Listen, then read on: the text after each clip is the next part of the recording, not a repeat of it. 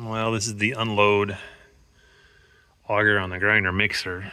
And if you look in there, those gears there aren't exactly meshed terribly tight. Especially when you let the auger down.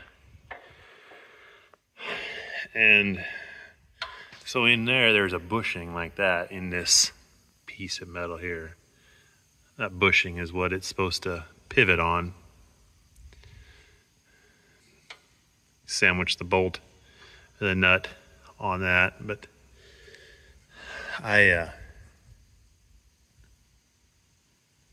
was trying to get those gears to mesh a little tighter, so I made some offset bushings, eccentric basically. The hole was a little too big, so these on the right, the hole was a little too big, so I made the hole a little smaller. And then I put a nut on there so you could turn them to where you wanted them. And so that's what I got on there now. So that did slide the auger or the gears up a little bit. And it works, but I don't know how long it'll work. But we'll see. I don't know how long that plastic will hold up.